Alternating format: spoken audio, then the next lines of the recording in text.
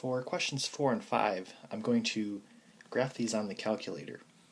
So if you type 2 raised to the x plus 3, and you want to make sure that the plus 3 is on the main level, you don't want to have it in the exponent. And then if I graph this on the standard window, then it's going to look something like that. For number 5, this is 3 raised to the x plus 2, and you do want to make sure that the entire x plus 2 is in the exponent. So if you have the newer version of the calculator, it kind of looks like that. If you have the older version, you're going to need to type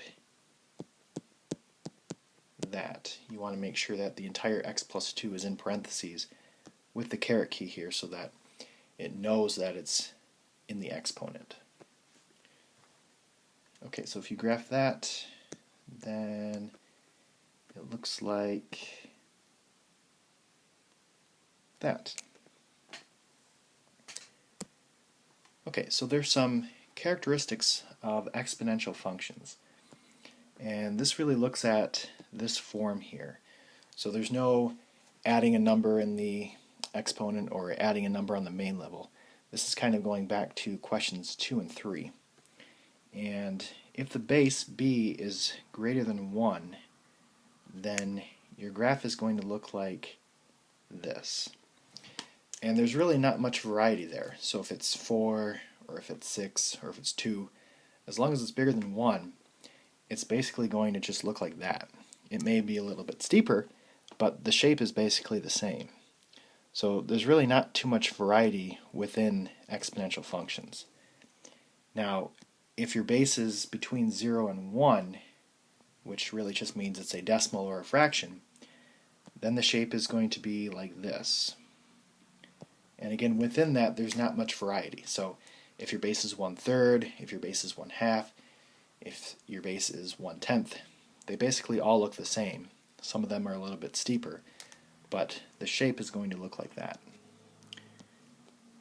So the domain of exponential functions, this is really going all the way to the left and all the way to the right. So it's -infinity to infinity. The range, it never gets to 0, it never gets below 0. So it's going to be 0 to, and it will go up forever. So it goes to infinity. The horizontal asymptote, which is really just a fancy name for a boundary, and that is the x-axis. And really what that means is the x-axis serves as a boundary.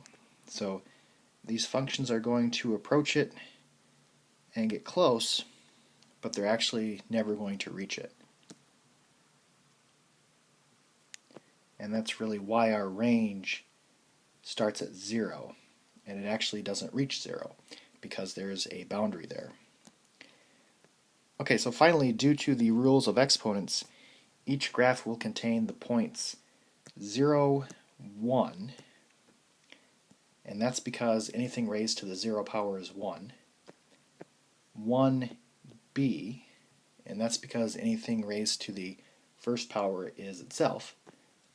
And -1 will be 1 over b, and that's because anything raised to the -1 power is the reciprocal.